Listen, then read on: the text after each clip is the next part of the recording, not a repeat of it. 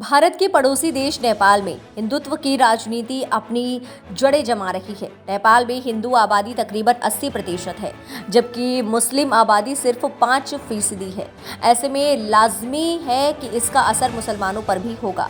नेपाल में जनकपुर के जानकी मंदिर के पीछे एक मस्जिद है। कहा जाता है कि जानकी मंदिर बनाने वाले कारीगर मुस्लिम थे और उन्होंने ही अपनी इबादत के लिए एक मस्जिद बना ली थी।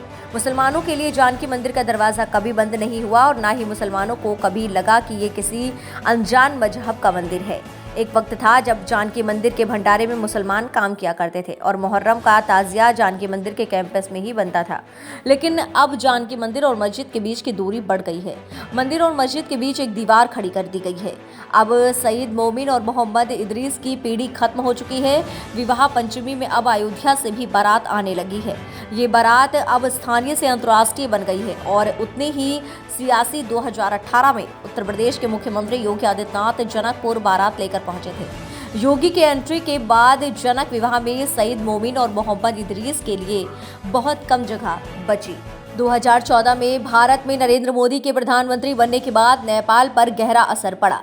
पीएम मोदी के स्वागत में जनकपुर उप महानगर पालिका के तत्कालीन मेयर लाल किशोर शाह ने शहर की कई दीवारों को भगवा रंग में रंगवा दिया था। जनकपुर उप महानगर पालिका का नाम बदलकर जनकपुर धाम उप महानगर पालिका कर दिया था। यहाँ तक कि नगर पालिका के कर्मचारियों के लिए यूनिफॉर्म तय की गई थी, जिसका रंग भगवा था। सभी कर्मचारियों के दफ्तर पहुँचने पर जय जनकपुर धाम टाइटल का एक प्रार्थना गीत होता था। कहा जाता है कि लाल किशोर के फैसले से पीएम मोदी खुश हुए थे और पीएम मोदी को देखने बड़ी संख्या में लोग पहुंचे थे। आपको बता दें, माना जाता है कि पीएम मोदी के दौरे के बाद से नेपाल में हिंदुत्व की राजनीति को बल मिला, लेकिन इसे सुरक्षा की दृष्टि से ठीक नहीं माना जाता है। वहीं नेपाल में आरएसएस हिंदू स्वयंसेवक संघ नाम से काम करता है। नेपाल में आरएसएस को एचएसएस कहा जाता है। वीरगंज के रंजीत शाह जनकपुर संभाग के हिंदू स्वयंसेवक संघ के कार्यवाह हैं।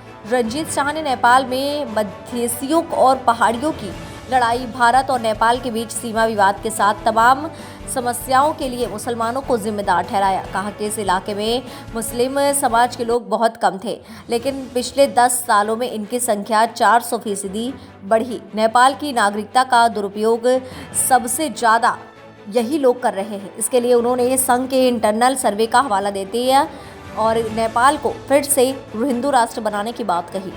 उन्होंने कहा कि अल्पसंख्यक समुदाय जिस भी इलाके में बहुसंख्यक हुआ है, वहां की मूल आबादी पर तबाही मचा रहा है। वहीं वीरगंज में 35 साल के शेर मोहम्मद अंसारी कहते हैं, भारत में हिंदूवादी राजनीति का असर नेपाल के मुसलमानों पर सीधा पड़ा है। यहाँ भले ही राजनीतिक रूप में नहीं दिख रहा है, लेकिन मुसलमानों के बीच हलचल है। ओवैसी नेपाल के मुसलमानों के बीच 2014 के पहले लोकप्रिय नहीं थे, लेकिन अब उनका भाषण यहाँ के युवा मुसलमान बहुत गौर से सुनता है। लोकतंत्र आने के बाद ऐसे मुद्दों पर यहाँ के मुसलमान भी एकजुट हो गए हैं। एक वरिष्ठ पत्रकार कहते हैं कि आरएसएस और हिंदुत्व की राजनीति नेपाल में ऐसे ही जोर पकड़ती रही तो आने वाले वक्त में द्वंद्व बढ़ेगा। नेपाल तो इससे प्रभावित होगा ही, लेकिन भारत पर असर ठीक नहीं पड़ेगा। नेपाल के राजनेता इस हिंदुत्व की राजनीति से खुद नहीं लड़ेंगे, बल्कि चीन को आगे करेंगे। अभी भारत में हिंदुत्व की राजनीति सत्ता में है और नेपाल का कोई भी नेता इस राजनीति से टकराना नहीं चाहता है। ऐसे में नेपाल में चीन की प्रासंगिकता और बढ़ेगी। हिंदुत्व के पक्ष में भारत में जो प्रचार तंत्र काम कर रहा है, उससे नेपाल भी अछूता नहीं है। युवा पीढ़ी इसे लेकर कुछ ज़्यादा ही आक्रामक है। भारत की हर पार्टी और विचारधारा का प्रभाव नेपाल में रहा है।